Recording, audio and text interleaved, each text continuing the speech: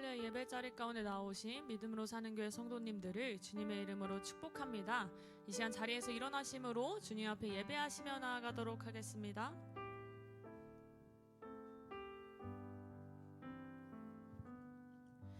우리에겐 소원이 하나 있네. 주님 다시 오실 그날까지 우리 가슴에 새긴 주의 십자가 사랑 나의 교회를 사랑케 하네. 주의 교회를 향한 우리 마음 희생과 포기와 가난과 고난 하물며 죽음조차 우릴 막을 수 없네. 우리 교회는 이 땅의 희망 교회를 교회되게 예배 예배되게 우리 사용하소서. 진정한 부흥의 날 오늘 임하도록 우리 사용하소서. 교회를 교회되게 교회를 교회되게 예배 예배되게 우리 사용하소서.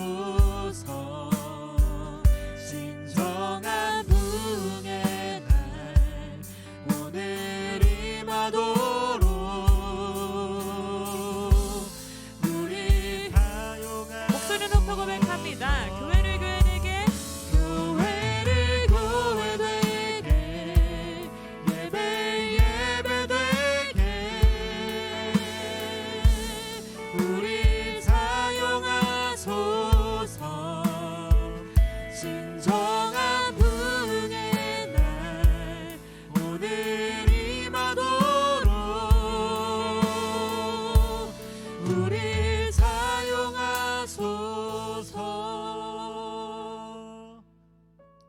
우리를 모으시고 우리를 예배케 하시는 그 주님만을 높여드리며 나아갑니다.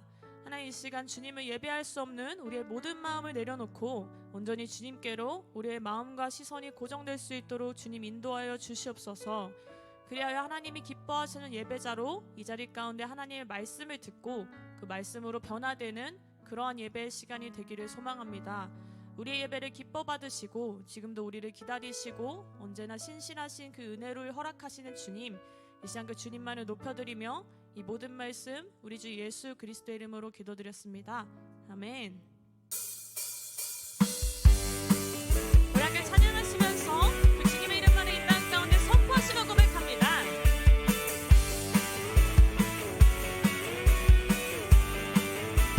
예수 이름이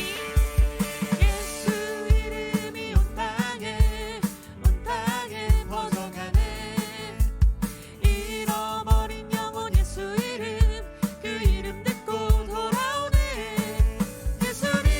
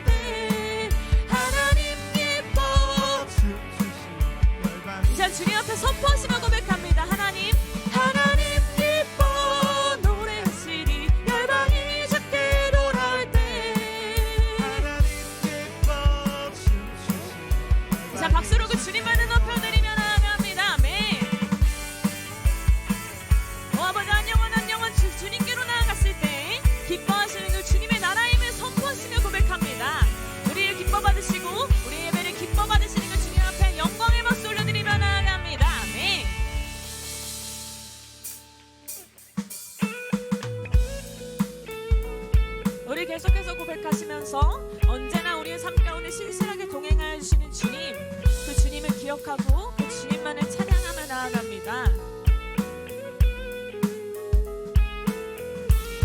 태산을 넘어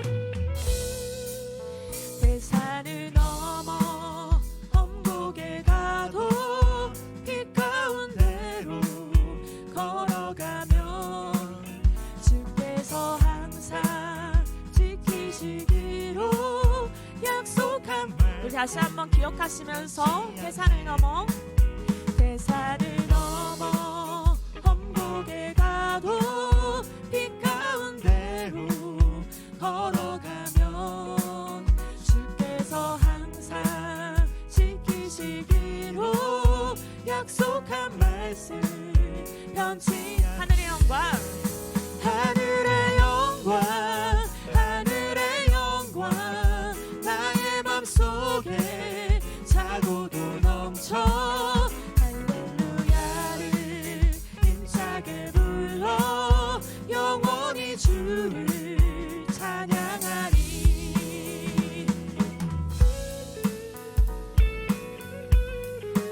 이제 우리와 함께 동행하시는 그 주님 기억하며 우리 다시 한번 처음부터 고백합니다. 태산을 넘어 험곡에 가도 빛 가운데로 걸어가면 주께서 항상 지키시기로 약속한 말 우리 2절 고백하시면서 캄캄한 밤에 하늘지라도 주께서 나의 길 되시고 나에게 밝은 빛이 되시니 길 잃어버리 염려 하늘의 영광 하늘의 영광 하늘의 영광 나의 맘속에 차고도 넘쳐 할렐루야를 힘차게 불러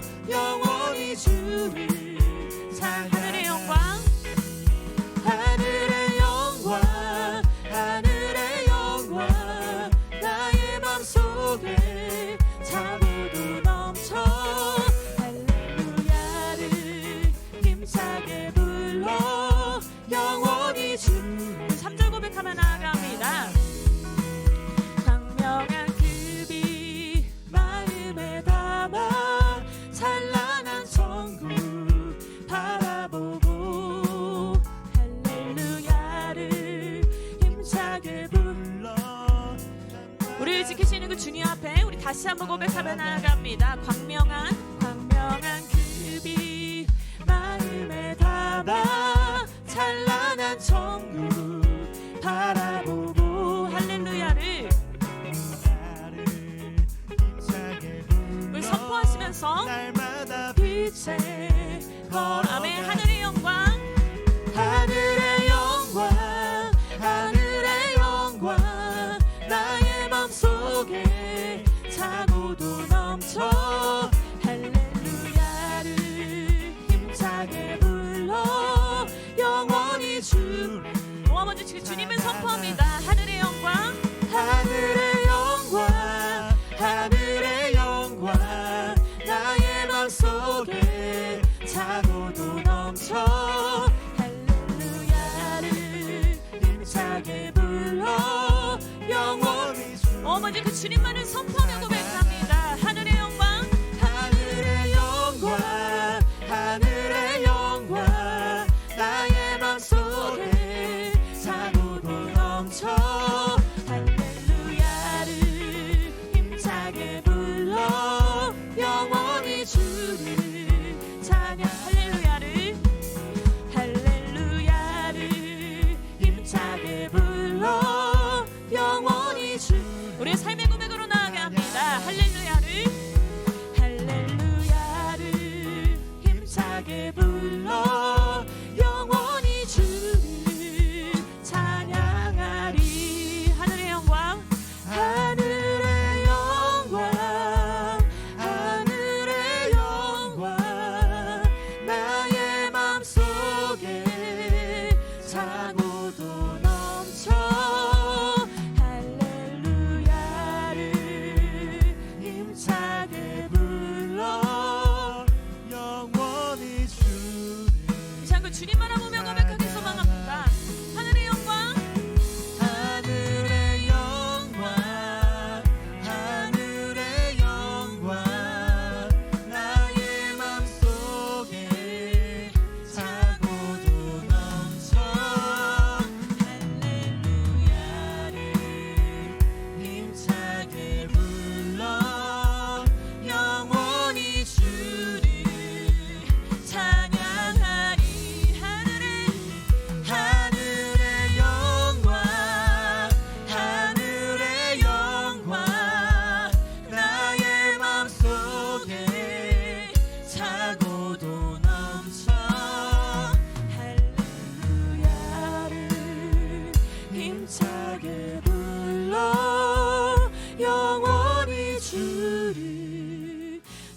찬양하리. 하늘의 영광, 하늘의 영광, 하늘의 영광, 나의 맘속에 차고도 넘쳐 할렐루야를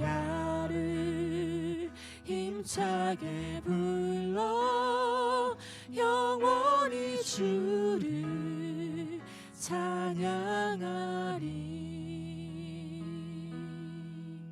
우리 앉아서 예배드리도록 하겠습니다.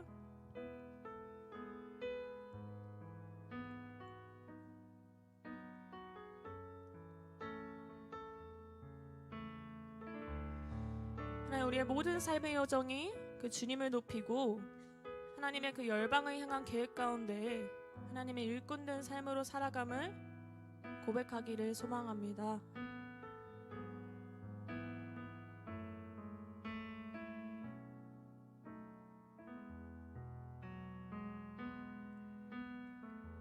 세상 모든 민족이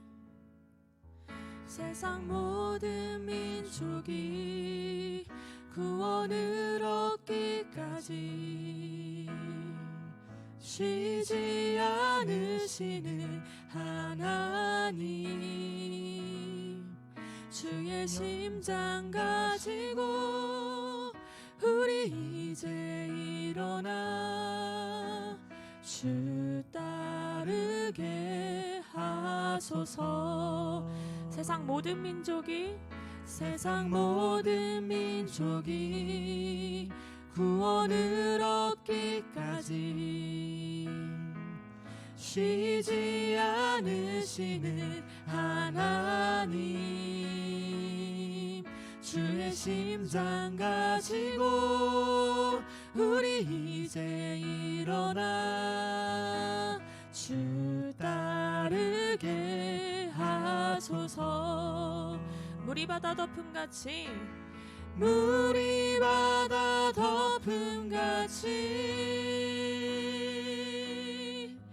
여호와의 영광을 인정하는 것이 온 세상 가득하리라. 물이 바다 덮음같이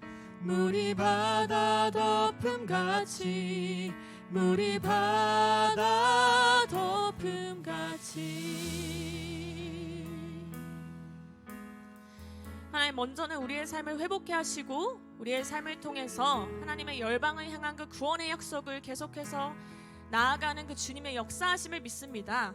이 시간 그 하나님의 계획에 동참하며 그 주님의 말씀 가운데 반응하며 이제는 그 주님의 나라를 이 땅 가운데 선포하며 나아가기를 소망합니다. 이 시간 우리 목소리로 다시 한번 주님 앞에 올려드리며 고백하며 나아갑니다. 세상 모든 민족이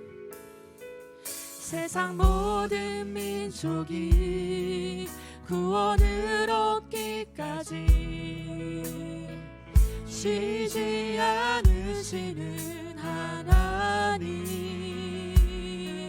주의 심장 가지고 우리 이제 일어나 주 따르게 하소서. 세상 모든 육체가 주의 영광 보도록 우리를 부르시는 하나님,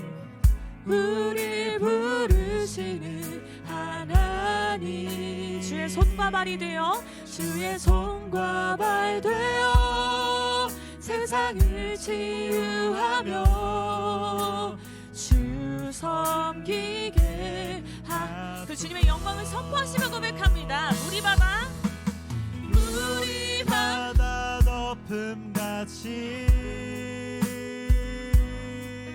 여호와의 영광을 인정하는 것이 온 세상 가득하리라. 물이 바다 덮음같이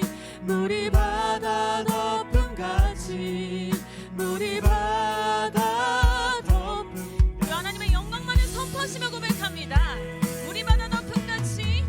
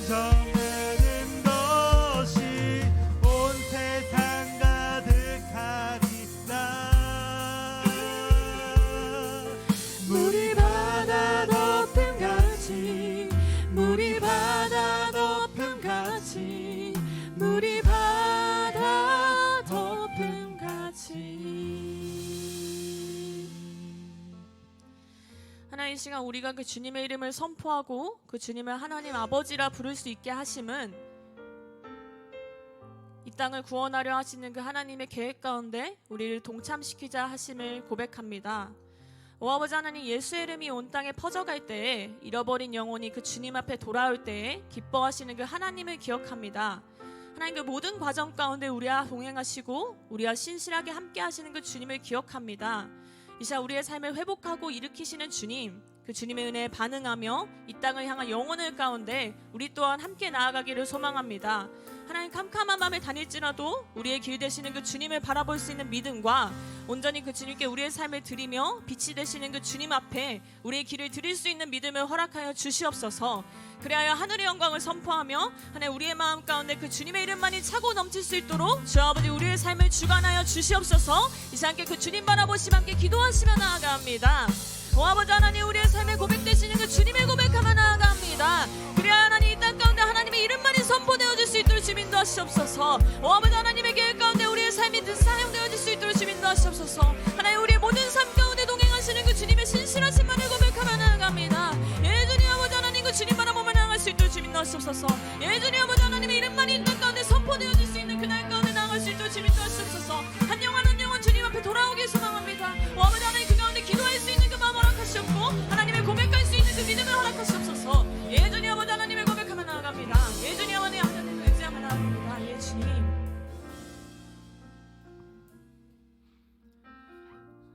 사랑과 은혜가 풍성하신 하나님 아버지, 찬양받기 합당하신 하나님 아버지께 우리의 온 마음과 정성을 다하여 경배와 찬양을 드립니다. 우리의 한 주간의 삶도 지켜주시고 또 보호하여 주시사 거룩하고 복된 주일에 함께 모여 예배하게 하시는 은혜에 감사드립니다. 하나님 아버지, 우리는 연약하여 작은 바람에도 흔들리고 하나님의 뜻을 의심하며 작은 유혹에도 쉽게 흔들리곤 합니다. 주의 자녀로서의 삶보다는 세상의 자녀와 같은 모습을 따를 때가 많고 주의 길을 가기보다 세상의 길을 걸을 때가 많습니다.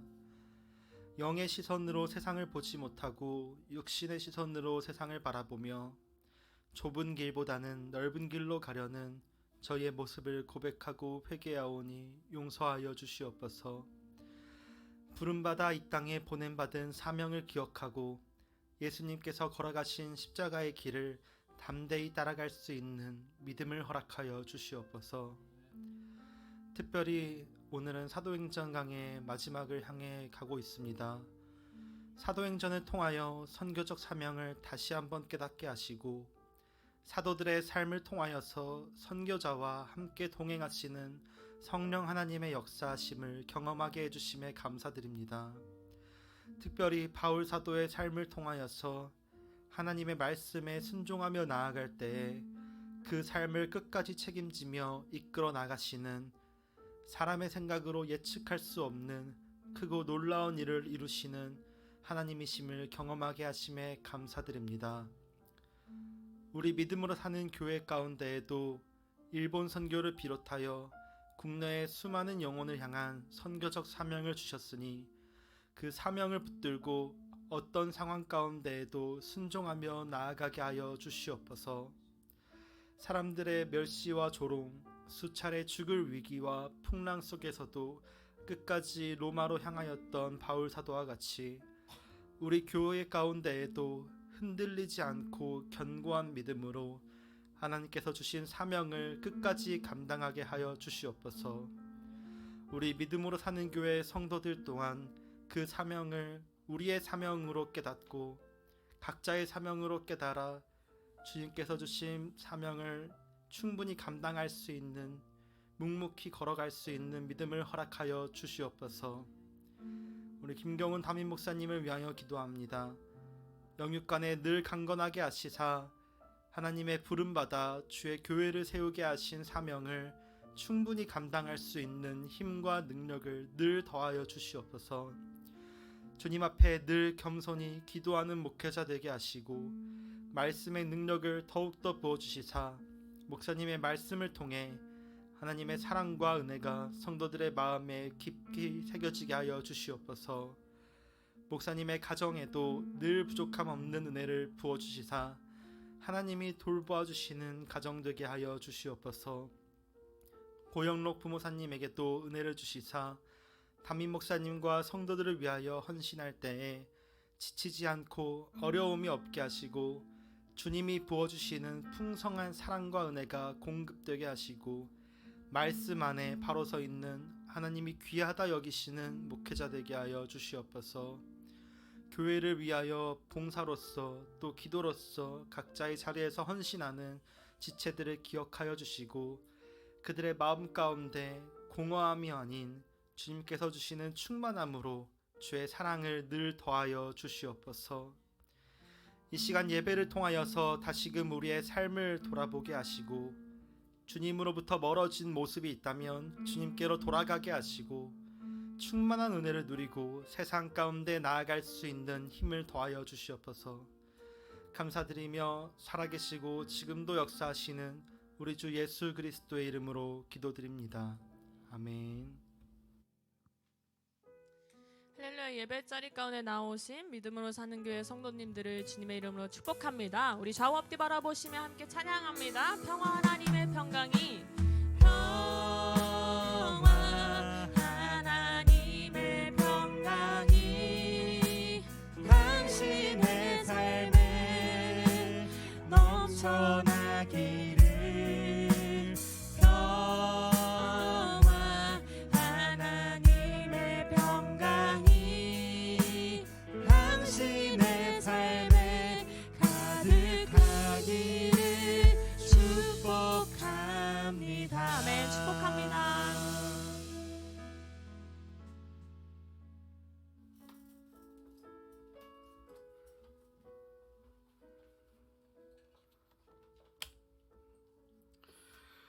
오늘 하나님께서 우리에게 주실 말씀은 사도행전 28장 21절부터 31절까지의 말씀입니다. 우리 한 절씩 교독하겠습니다.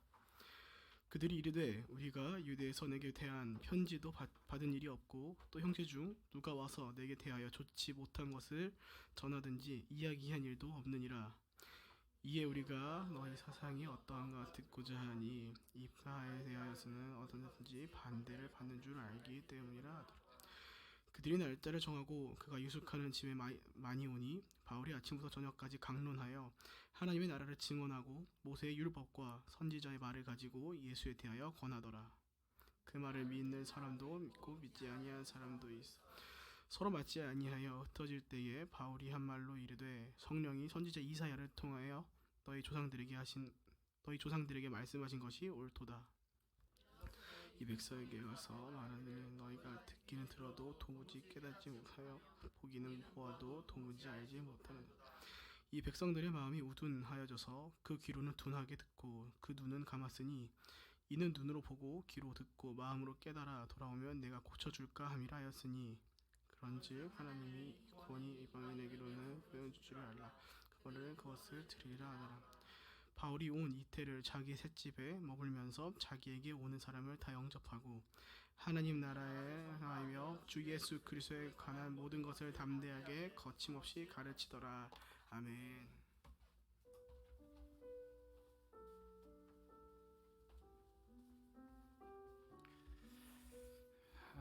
할렐루야.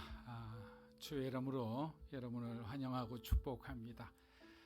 우리 좌우에 있는 분에게 한번 이렇게 인사하겠습니다. 오늘이 우리 기도해 준 것처럼 사도행전 55강 마지막 시간입니다. 그런 의미에서 우리 좌우에 있는 분에게 당신이 바울입니다. 우리 이렇게 한번 인사하겠습니다. 당신이 바울입니다.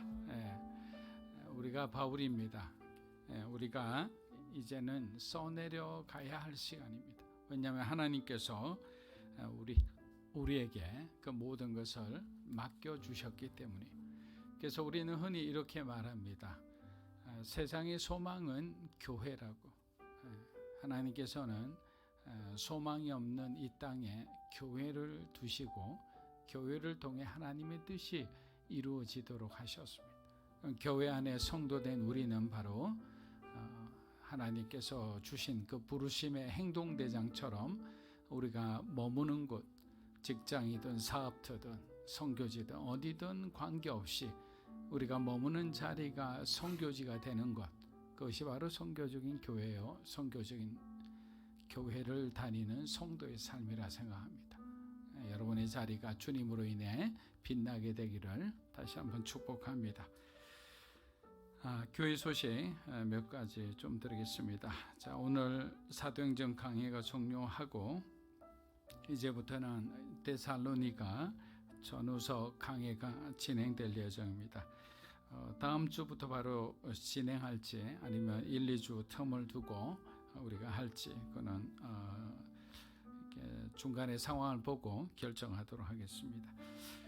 그리고 9월 20일부터 오전 10시부터 우리가 여기서 두 번째 성경 공부가 시작됩니다. 갈라디아서 기독교에 대해 헌장, 믿음에 대한 자유에 대한 헌장이라 불리우는 갈라디아서를 우리가 함께 연구하고 공부하고자 합니다. 여러분들께서 오전 시간이 꼭 되시기를 바라는 마음으로 신청해 주시면 감사하겠습니다. 자세한 내용은 여러분들께 다시 추가적으로 안내해 드리도록 하겠습니다. 기도하겠습니다. 하나님, 우리에게 주어진 시간이 얼마인지 우리가 잘 알지 못합니다.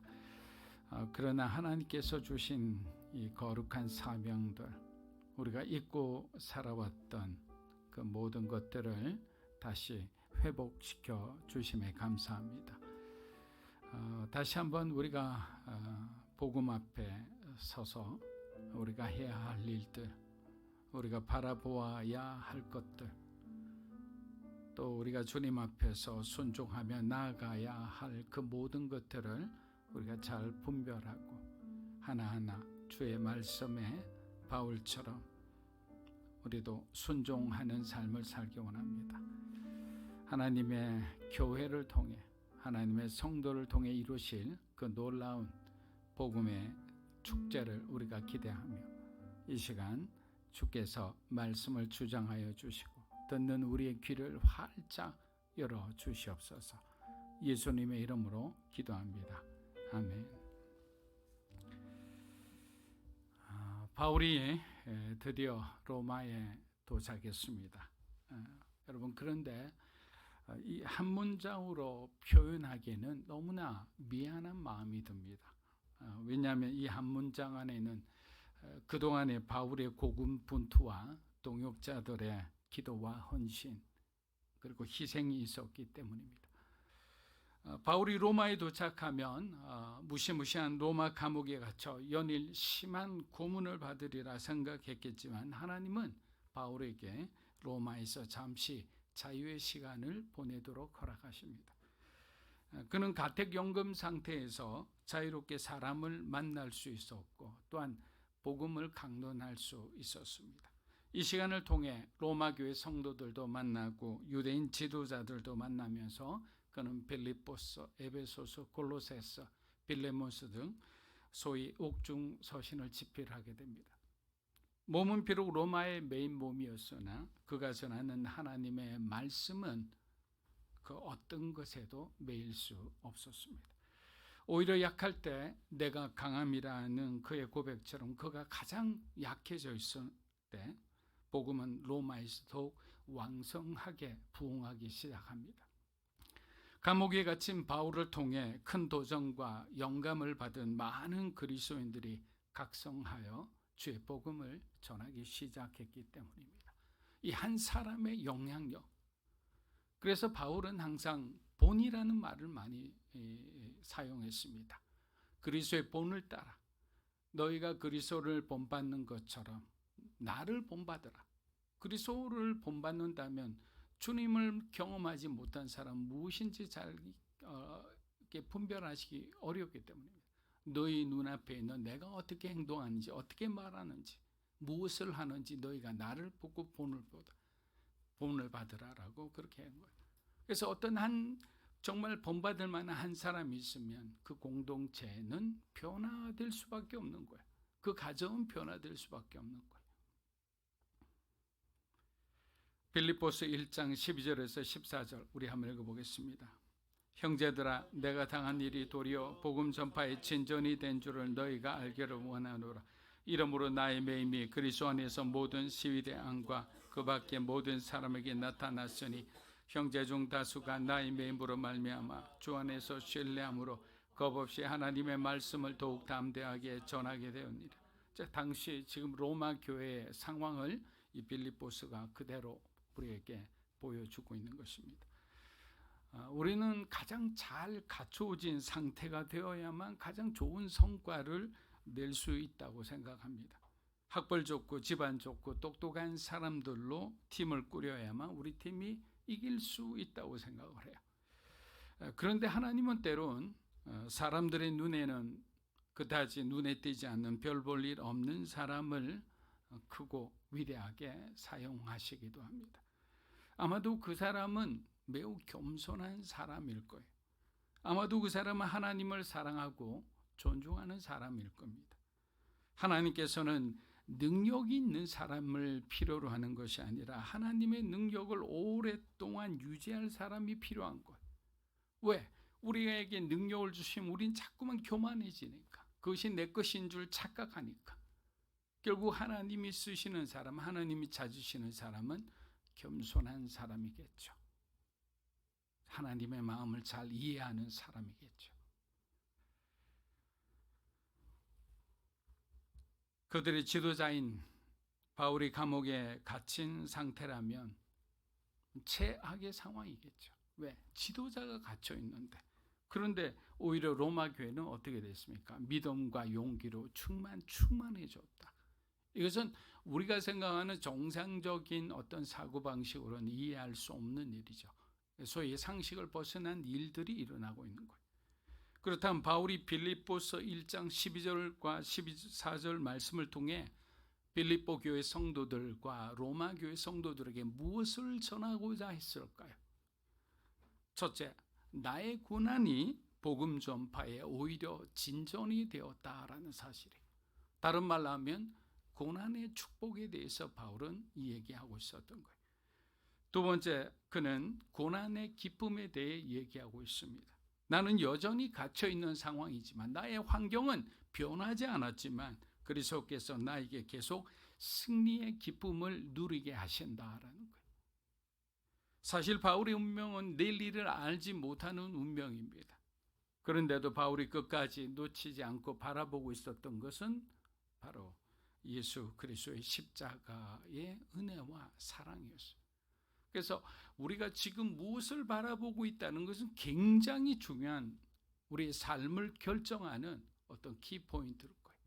저와 여러분이 지금 무엇을 바라보고 있는지, 또 무엇을 기대하고 있는지. 마치 바울이 우리들에게 이렇게 이야기하는 것처럼 들립니다. 예수님의 죽으심을 너희가 보고 듣지 않았느냐? 그분은 하나님의 아들이었지만 하나님과 동등됨으로 여기지 않고 자신을 비워 이 땅에 오셔서 우리들을 구원하는 하나님의 산재물이 되셨다는 거예요. 그분의 죽으심을 통해 우리는 하나님 앞에 담대하게 나아갈 믿음을 얻었고 그분의 부활하심을 통해 우리는 승리하는 그리스도인의 삶을 살게 되었다는 거예요. 모두들 예수님께서 시몬의 고초를 겪으시고 십자가에 달려 죽었을 때 너희들이 얼마나 실망하고 낭망하고 그리고 이리저리 흩어졌지 않느냐. 그러나 약속하신 대로 예수님은 3일 만에 부활하셨고 그리고 제자들을 찾으셨고 부활하신 그 모든 일을 하신 다음 제자들 앞에서 승천하시고 하나님 보좌 우편에 앉으셔서 우리를 위해 중보하시는 분이 바로 우리가 믿는 예수 그리스도라. 그분은 우리에게 약속을 주셨다. 무슨 약속? 다시 오시리라는 약속. 그 약속에는 최후의 심판이 있고 우리를 구원하시겠다는 구원의 약속이 있는 거예요. 지금 바울은 어떠한 상황 가운데서도 고난과 핍박을 두려워하지 말고 예수를 의지하는 자를 도우시는 하나님의 은혜를 바라보는 사람들이 되어라고 고면하는 거예요. 여러분, 우리도 살다 보면 우리가 뭔가 일을 하다 보면 항상 쉬운 일만은 없잖아요. 항상 이렇게 허들이 있게 돼요. 여러분 한번 110m 허들 경기를 생각해 보세요. 목적지가 분명히 있어요. 그러면 허들이 한 13개 정도 있다고 생각해 보십시오. 그럼 몇 미터 지나면 우리는 그 허들을 건너야 돼요. 근데 그 허들은 누구나 모든 사람에게 공통적으로 주어진 허들이에요. 성질이 조금씩 다르겠죠. 그것은 이상히 여길 필요가 없다는 거예요. 나만이라고 우리가 원망할 필요도 없다는 거예요. 그리고 우리가 어떻게든 주님의 도우심으로 그 허들을 반드시 건너가게 될 것이고 우리는 목적지 결성선에 도달하고 하나님께서 우리를 면류관을 씌워주시라는 그러한 믿음을 갖고 살아가는 것이 중요하다라는 것. 사도행전 28장 17절에서 19절입니다. 사흘 후에 바울이 유대인 중 높은 사람들을 청하여 그들이 모인 후에 이르되 여러분 형제들아 내가 이스라엘 백성이나 우리 조상의 관습을 배척한 일이 없는데 예루살렘에서 로마인의 손에 죄수로 내준 바 되었으나 로마인 나를 신문하여 죽일 제목이 없으므로 석방하여 하렸으나 유대인들이 반대하기로 내가 마지 못하여 가이사에게 상소하며 내 민족을 고발하려 하니. 자, 로마에서 바울의 첫 번째 활동이 뭡니까? 유대인 지도자들을 초청합니다. 그리고 그들에게 복음을 전하는 일이었어요. 로마 교인들은 바울이 자신들을 먼저 찾으리라 기대했을 거예요. 그런데 바울의 마음은 유대인을 향하여 있어요. 우리는 흔히 유대인의 전도는 사도 베드로가 담당하고 이방인의 전도는 사도 바울의 역할이라고 알고 있습니다. 그러나 바울의 마음속 우선순위는 단 한 번도 변하지 않았어요. 유대인 퍼스트. 그래서 그는 자기 민족 유대인에게 관심이 많았습니다. 로마서 9장부터 여러분 11장까지 한번 읽어보면 구원에 관한 유대인과 이방인의 관계에 대해서 바울이 아주 잘 정리해 놓았어요. 근데 바울은 그것을 민족적 어떤 관점에서 그리고 감정에서 그 글을 적은 게 아니에요. 바울은 하나님의 그 마음, 구원에 대한 하나님의 뜻을 알고 있었던 거예요. 서운하게 생각할 필요가 없는 거예요. 왜? 하나님이 먼저 이스라엘을 선택하신 거예요. 그들을 통해서 복음을 알게 하셨고 그들을 통해서 이방인에게까지 복음이 전해지게 하신 거예요. 그냥 팩트 그대로 받아들이는 거예요. 그렇다면 한 가지 궁금해지는 것은 당시 그럼 로마에 과연 몇 명의 유대인들이 살고 있었나? 자료에 의하면 당시 로마에 살고 있던 유대인의 수는 2만 명이라고 수라고 합니다. 근데 그들은 뭐 부잣집들, 뭐 귀족들이 사는 곳이 아니라 가장 기퉁에 매우 좁은 도로에 비좁은 막 집들이 다닥다닥 있는 그곳에서 소위 외국인 거주지로 여기지는 그곳에서 살고 있었다. 바울은 1차 면담에서 자신이 로마인들의 손에 넘겨지게 된 것은 자신의 뜻과 무관함을 그리고 자신은 무죄한데 예루살렘의 유대인들이 자신을 로마 법정까지 가게 했고 로마 법정이 자신을 풀어주려고 하자 그들이 반대하자 결국 가이사에게 상소하여 이곳까지 왔다고 그 과정을 하나하나 다 설명해 줍니다. 우리는 여기서 사도 바울의 또 한 가지의 모습을 보게 됩니다. 그는 복음에 대해서는 누구보다 철저한 사람이었어요. 여러분, 사도 바울이 자신을 구해준 바나바와 다투고 헤어질 정도로 바울은 자신의 어떤 복음에 대한 철학이 매우 강하고 견고한 사람이었어요. 그러나 인간적인 바울의 모습은 너무도 유연하고 겸손한 사람이었습니다. 물론 처음부터 바울이 그런 사람은 아니었어요. 그러나 시간이 가면서 고난을 겪으면서 하나님의 은혜를 받으면서 그는 유대인에게는 유대인처럼 이방인에게는 이방인처럼 대할 수 있는 복음의 유연함을 가지게 됩니다. 여러분, 이 유연함이라는 것은 다른 말로 하면 하나님이 쓰시기에 쉬운 사람이다라는 뜻이에요. 여러분, 하나님 앞에 쓰임 받기를 원하십니까? 그러면 여러분은 복음의 유연함을 가지고 있어야 돼요. 뭐 융통성이란 말하고는 조금 달라요. 하나님의 뜻을 이해하고 자신을 낮출 줄도 알고 비천에 처할 줄도 알고 풍부에 처할 줄도 아는 거예요. 이 풍부에 처한다는 것은 무슨 의미인가? 하나님이 축복을 그냥 엄청 그냥 내게 부어주셔도 내 마음의 중심이 흔들리지 않는 상태를 바로 풍부에 처한 상태라고 이야기하는 거예요. 그러니까 단지 부자가 되는 게 아니에요. 부자가 되고 높은 명예를 가지고 권세를 가지더라도 내 마음의 중심, 바로 예수 그리스도, 그러한 삶, 충실한 삶, 성령 충만한 삶을 사는 상태를 바울이 말한 바로 지족하는 삶의 모습이라는 것입니다. 새내기 신학생이나 선교사로 이제 막 헌신한 사람들을 보면 종종 그들에게서 보이는 모습은 나의 헌신이, 나의 결정이 가장 거룩하고 중요하다는 그런 생각에 사로잡혀 있는 것을 봅니다. 물론 저도 그런 시기가 있었습니다. 그래서 다른 사람의 의견을 잘 받아들이지 않아요. 왜? 내가 하나님께 응답받은 내용이기 때문에. 그런데 정확하게 성경대로 제가 고면하면 하나님은 우리가 동남아로 가도 되고요, 아프리카도 가도 되는 거예요. 내가 응답받은 곳이 중요한 것이 아니라 지금 하나님이 나를 어디로 이끄시는가를 우리가 아는 것이 더 중요한 거죠. 저도 중국 선교사로 헌신하여 2년간 선교사님을 따라 중국 이곳저곳을 다녔습니다. 그러나 지난 16년간 제가 머무른 곳은 중국이 아니라 일본이었어요. 중요한 것은 내 뜻이 아니라 누구의 뜻이죠? 하나님의 뜻이 중요하다. 사도행전 28장 21에서 22절입니다. 그들이 이르되 우리가 유대에서 내게 대한 편지도 바르니 또 형제 중 누가 와서 내게 대하여 좋지 못한 것을 전하든지 이야기한 일도 이에 우리가 어떠한가 듣고자 하니 이 바에 대하여는 너희들 누가가 사도행전에서 다루는 소주제 중 하나는 뭐냐면 복음이 로마 제국 도처에 있는 유대인 공동체들에서 점진적으로 거부당한다라는 거예요. 이것이 누가가 바울과 유대인 공동체 지도자들과의 그 면담 과정을 굳이 삽입한 주된 내용입니다. 이유입니다. 지금까지 바울은 예루살렘과 비시디, 안디옥, 고린도, 에베소 가는 곳마다 회당에서 먼저 복음을 전했고 결국 회당에서 소란이 일어났고 그들의 소란으로 인해서 쫓겨나고 그걸 반복하잖아요.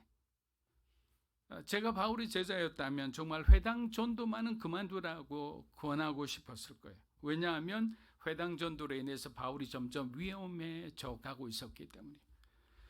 이방인이 문제인 줄 알았더니 정작 바울의 전도팀을 낙심하게 한 것은 바로 같은 민족인 유대인이었어요. 우리들도 때로는 사랑하는 가족들 때문에, 같은 팀원들 때문에, 같은 교인들 때문에 속상하고 해야 할 일 제대로 못하고 가슴 아리하고 영적 전투에 필요한 에너지를 그냥 내적인 전쟁에 다 소모하는 경우가 종종 있습니다.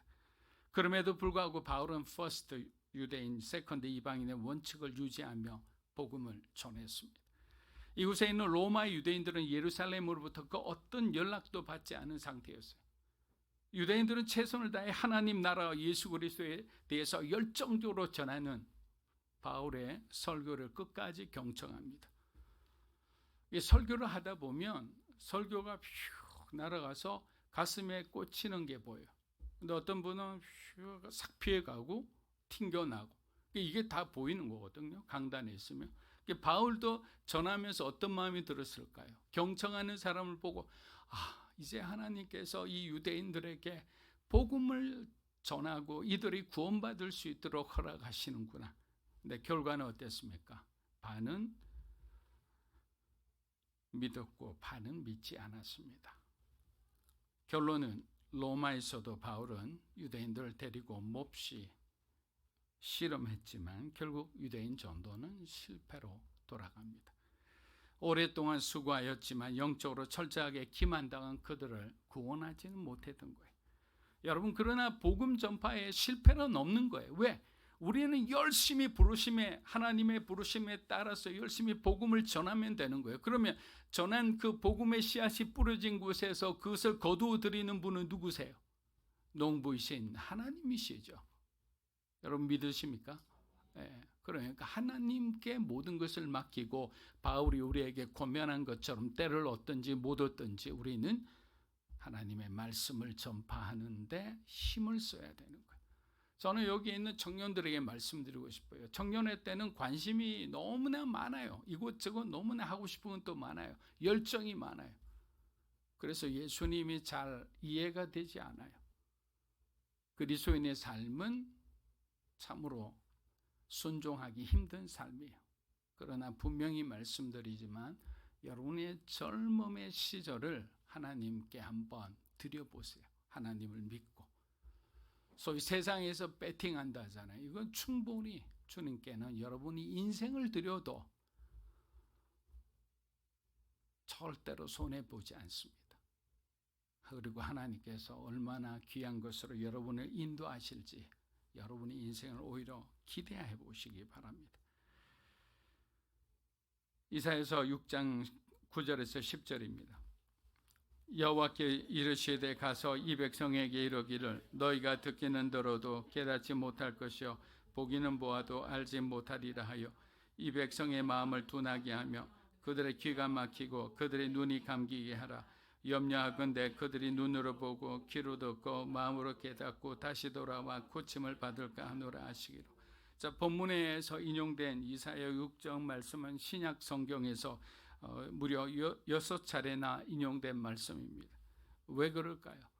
유대인들이 완악한 마음으로 계속 복음을 거절했기 때문입니다. 그러나 이 말씀이 유대인들을 포기하시는 하나님의 말씀으로 생각해서는 안 됩니다. 바울이 어느 곳을 가든지 먼저 유대인들에게 복음을 전했던 것은 하나님께서 그들을 포기하지 않고 계시기 때문이에요. 아직 예수님을 알지 못하고 방황하는 사람들에게도 주님께서는 구원의 복음을 계속해서 들려주실 거예요. 왜? 언제까지? 주님이 오시는 그날까지죠. 그러나 우리가 하나님의 말씀을 듣기 위해서는 우리의 눈과 마음과 귀가 열려 있어야 됩니다. 우리 마음이 이제 부드러워져 있어야 되는 거예요. 하지만 하나님께서 우리를 구원하시기로 작정한다면 우리의 마음이 닫혀 있다 하더라도 하나님의 사랑은 그것을 녹일 수 있는 열정과 힘을 갖고 있음을 믿어야 합니다. 저와 여러분이 스스로 양심의 가책을 받아서 교회에 나간 적 있습니까? 그렇지 않잖아요. 어떤 사람을 통해서 아니면 어떤 사람은 기도하는 가운데 초자연적으로 하나님의 감동을 받아 여러분들이 죄인이라는 것을 깨닫고 교회에 온 사람도 있습니다. 다양한 루트를 통해 오시는 거예요. 그렇게 우리가 우리 스스로 구원을 받았다, 우리가 우리 스스로 하나님 앞에 찾아왔다는 말은 완전한 거짓말이죠. 에베소서 2장 8절에서 9절 한번 읽어보겠습니다. 너희는 그 은혜에 의하여 믿음으로 말미암아 구원을 받았으니 이것은 너희에게서 난 것이 아니하여 하나님의 선물이라. 행위에서 난 것이 아니니 이는 누구든지 자랑하지 못. 자, 결국 뭐라고 이야기합니까? 구원은 하나님의 일방적인 은혜요 선물이다. 이것을 깨닫는 사람은 구원을 받으나 깨닫지 못하는 사람은 안타깝게도 세상에서 육이 되는 거예요. 여러분, 육이 되기를 원하는 사람은 없을 거예요. 육이라는 말은 너무나 무서운 말이에요. 왜? 하나님께서 그 사람을 차단했다는 거예요. 여러분, 누가 여러분을 차단하면 막 그냥 몇 날 밤 잠을 못 자고 너무나 속상하고 화가 나죠. 하나님이 여러분을 차단한다고 생각해 보세요. 더 이상 하나님하고 소통할 수가 없어요. 내가 아무리 부르짖고 회개를 해도 차단된 그 이상, 육이 된 이상 하나님은 나의 하나님이 아니에요. 그만큼 구원의 문제는 중요한 문제입니다. 그래서 아직까지 구원받지 못한, 아직까지 믿음이 불확실한 어떤 가족과 자녀와 여러분의 부모님들이 있다면 우리가 끊임없이 눈물로 기도해야 할 줄 믿습니다. 사도행전 28장 30절에서 31절입니다. 우리 한번 읽어보겠습니다.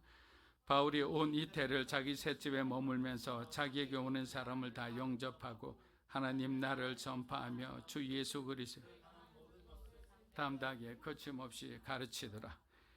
자, 바울은 만 2년이나 로마 감옥에 머물면서 복음을 전했는데 이는 고린도에서 그가 로마서를 집필하며 지냈던 시간보다 더 긴 시간이었어요. 로마에서의 바울의 처소는 계속 바뀌었는데 30절을 보니 로마 당국이 지정해 준 곳에서 자기가 비용을 지불하고 얻은 새 집으로 이사를 가게 됩니다. 비용이 들긴 하지만 로마 당국이 신세를 지는 모습은 어딘가 많이 어색해 보입니다. 빌립보 교회는 에바프로디도를 보내어 바울의 셋집 비용과 사역 비용을 넉넉히 지원해 줍니다.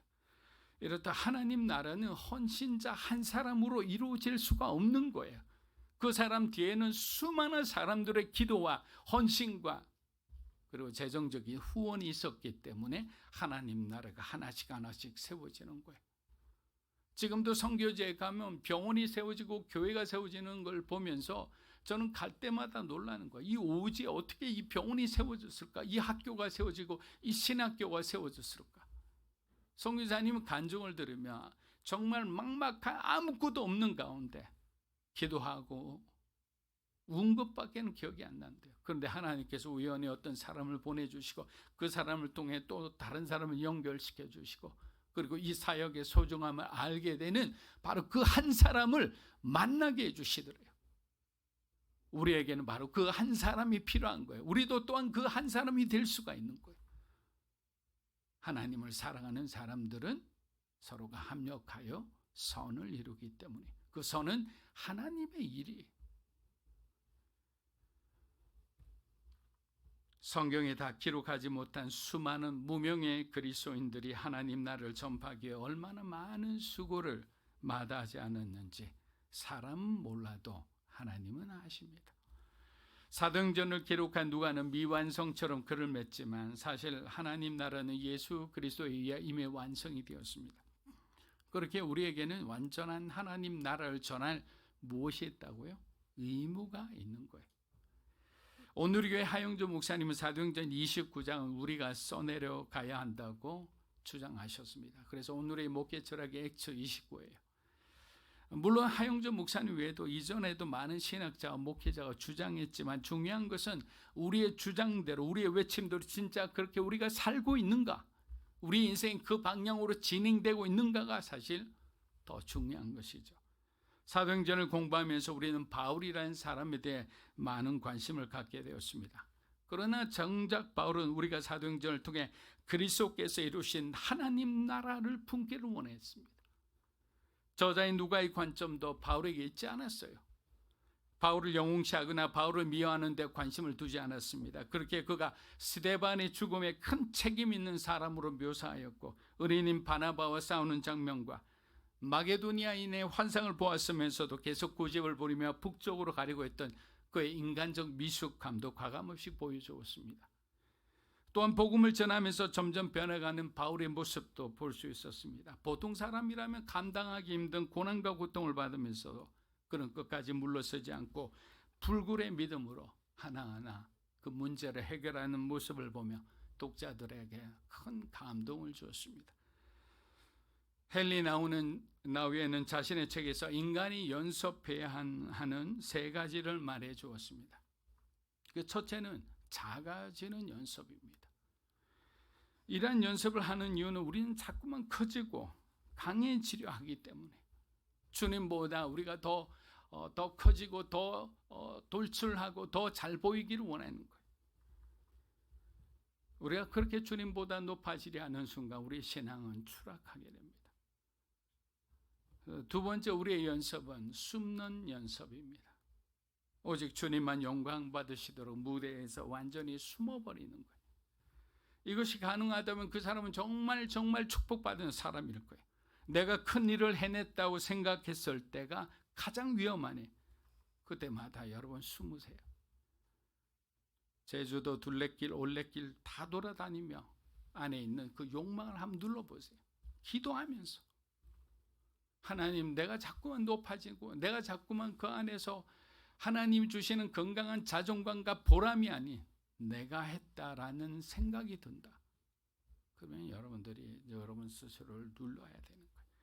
마지막 연습은 희미해지는 연습이라 했습니다. 세례 요한처럼 주님은 흥해야 하고 자신은 점점 희미해져야 하는 것이 맞는 거예요. 그런데 우리는 반대로 하고 있다는 것이 문제입니다. 교회 안에서도 교회 밖의 모습을 그대로 가져오는 사람들이 있습니다. 여러분, 교회 밖에서는 장관이고 총장 오케이, 존중합니다. 그러나 교회 안에서는 김집사, 이집사인 거예요. 누가가 우리에게 전하고자 하는 것은 예수 그리스도와 하나님 나라이지 죄인으로서 하나님 앞에 쓰임받은 바울은 아닙니다. 물론 저와 여러분은 더더욱 아니겠죠. 사람들은 눈에 보이는 것, 가시적인 것, 이 보암직한 이 모든 것들이 마치 큰 일을 한다고 생각을 합니다. 그렇지 않습니다. 우리가 함께 이 자리에서 어느 정도의 수든 관계없이 예수 그리스도의 이름으로 함께 예배드린 이곳에 주의 성령이 함께 한다는 것, 이것이 얼마나 놀라운 기적이자 하나님의 은혜입니까? 사도행전은 아직 끝나지 않았습니다. 여러분이 사도행전을 쓰고 있고 제가 사도행전을 쓰고 있고 3년 된 믿음으로 사는 교회가 사도행전을 써나려 가고 있습니다. 유명하거나 소문나는 것은 그리 중요하지 않아요. 우리 모두가 바울처럼 그리스도를 우리보다 더 사랑하는 것이 중요합니다. 바울이 갈라디아 성도들에게 한 말을 마지막으로 사도행전 55강을 마치고자 합니다. 우리 갈라디아서 6장 9절 우리 연이어 두 번 한번 믿음으로 한번 읽어보겠습니다. 시작. 우리가 선을 행하되 낙심하지 말지니 포기하지 아니하면 때가 이름에 거두리라. 우리가 선을 행하되 낙심하지 말지니 포기하지 아니하면 때가 이름에 거두리라. 아멘.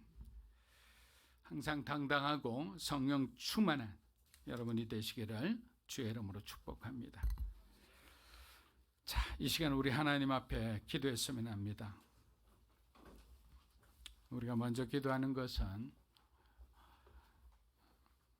사도행전을 써내려 가는 것이 이제는 우리에게 맡겨졌다고 하는데, 그러기 위해서는 헨리 나우엔이 우리에게 조언한 그 세 가지 모습을 숨기는 것이 필요하다고 생각합니다. 높아지려는 우리의 모습들, 또 영광을 받고자 하는 우리의 모습들, 누구보다 뚜렷이 자신을 나타내고자 하는 우리의 모습들, 이 모습을 우리가 다 내려놓고 예수 그리스도가 우리의 삶의 중심이 되고 주인이 되는 삶을 살게 하여 주시옵소서. 우리 함께 기도하겠습니다. 살아계신 아버지 하나님, 감사합니다. 믿음으로 살아가는 우리 살아가는 성도들 한 분 한 분의 삶을 기억하여 주시옵소서. 우리 안에 하나님께서 우리 삶의 주인이 되어 주시고, 우리가 이때까지 살아왔던 지난날의 우리의 잘못을 하나님 앞에 고백하고 하나님 앞에 회개합니다. 하나님, 우리를 바꾸어 주시옵소서. 하나님, 우리를 변화시켜 주시옵소서.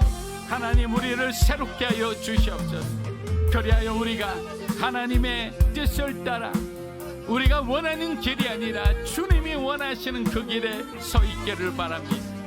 주님, 성령으로 충만하게 하여 주시고, 사도행전의 그 역사의 그 현장에 있었던 그 감동들이 믿음으로 사는 교회 우리 성도들의 삶의 현장에도 동일하게 일어나게 하여 주시옵소서. 우리의 마음이 다시 한번 더욱더 가난해지고 낮아지게 하여 주시옵소서. 우리를 더욱더 잘 숨기게 하시고, 우리의 모든 것이 희미해지고 예수 그리스도만이 우리의 인생의 가장 정말 소중한 분이 되게 하여 주시옵소서. 어둠이 떠나가기 원합니다. 주저하는 것이 떠나가기 원합니다. 예수 그리스도께서 우리의 삶의 진정한 주인임을 나타내는 우리의 고백이 되고 우리의 삶의 그 모든 열매가 되게 하여 주시옵소서. 어둠 가운데 있는 모든 분들, 주량 가운데 있는 분들, 의심 가운데 있는 분들, 이 시간 주님 믿음을 허락하여 주시옵소서. 절대 믿음을 허락하여 주셔서 우리 안에 있는 그 어둠을 깨뜨리고 하나님이 주시는 그 약속을 쟁취하고 나아갈 수 있도록, 하나님이 주신 그 축복을 받고 그 축복을 나누고 흘려보낼 수 있도록 하나님 함께하여 주시옵소서. 하나님 함께하여 주시옵소서. 성령님 함께하여 주시옵소서. 할렐루야, 할렐루야. 주님 감사합니다. 주님 감사합니다. 주님 감사합니다. 할렐루야.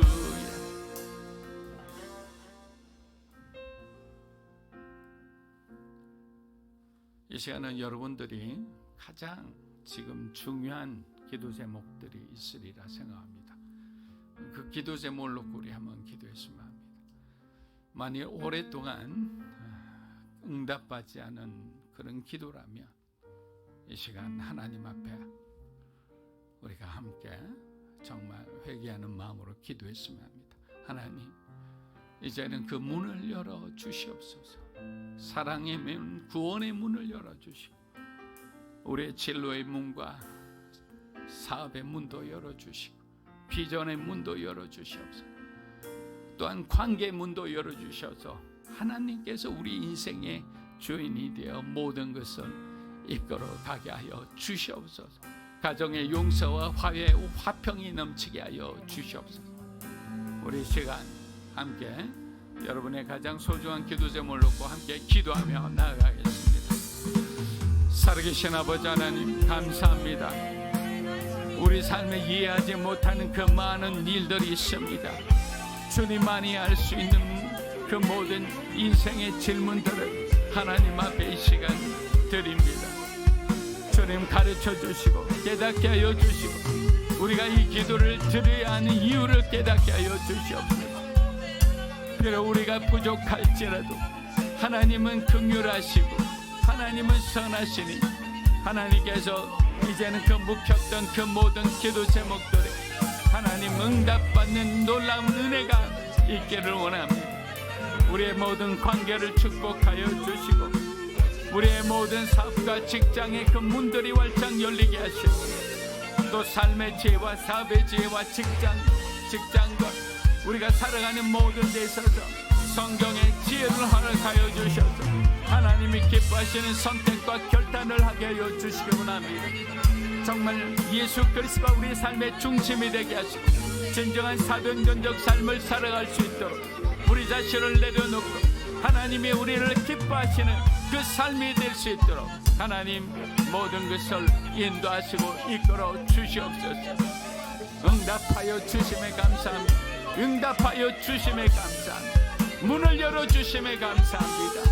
함께하여 주심에 감사합니다. 할렐루야.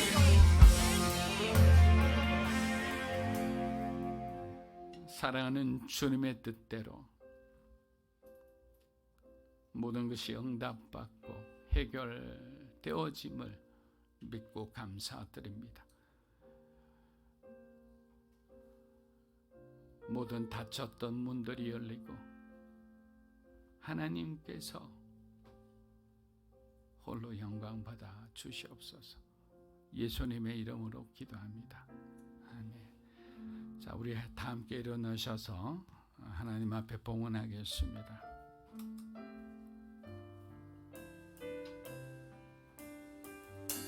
주님, 내가 여기 있사오니 나를 보내소서. 나의 맘 나의 몸 주께 드리오니 주 받으옵소서. 주님, 내가 여기 있사오니 나를 써주소서.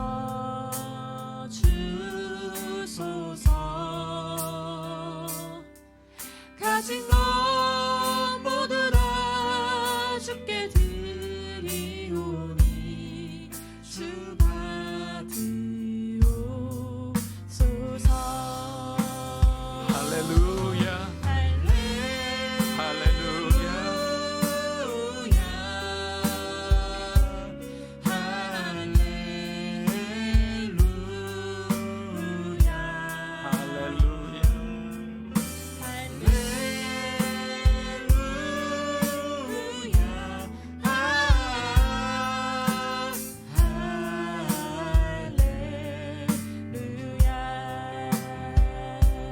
나를 받으옵소서. 나를 받으옵소서.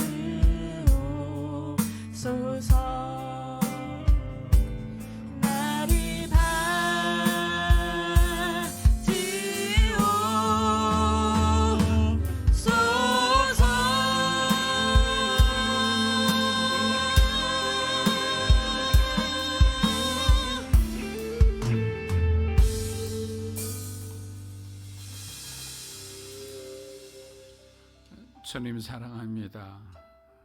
우리를 날마다 주님의 그 사랑 가운데 불러주시고 또 충만히 채워주시고 또 지난 그 모든 길들을 축복해 주심에 감사드립니다. 이제는 하나님이 주신 것에 감사하여 우리가 구별하여 정성으로 드리는 귀한 예물을 받아 주시옵소서. 여러 가지 어려운 형편과 상황 가운데서도 최선을 다해 드리는 성도들의 헌금을 통해 예수 이름이 더 빛나게 하시고 성령의 충만한 열매가 풍성히 맺어지게 하여 주시옵소서. 여러 가지 형편과 상황 가운데 어려워하는 살아가는 우리 성도들의 가정도 돌봐주시고 닫힌 모든 문들을 열어주시고 사업들을 부활시켜 주셔서 넉넉히 하나님 앞에 감사하며 살게 하여 주시옵소서. 이제는 우리 주 예수 그리스도의 은혜와 하나님 아버지의 크고 놀라우신 사랑과 성령님의 감화감동 교통하심의 역사가 사도행전을 29장을 써내려가는 각오와 믿음으로 우리에게 주어진 하루하루를 감사하며 살아가기 원하는 살아가는 믿음으로 사는 교회 성도 한 분 한 분의 삶과 가정과 소중한 자녀들 위해 이 자리에 계신 하나님의 거룩한 백성들 삶과 가정과 또 그들의 자녀들 위해 영상으로 예배드리는 주님의 거룩한 동역자 위해 이 나라 민족과 한국교회와 우리 선교사님들 위해 이제로부터 영원토록 함께 하시기를 간절히 축원하옵나이다. 아멘.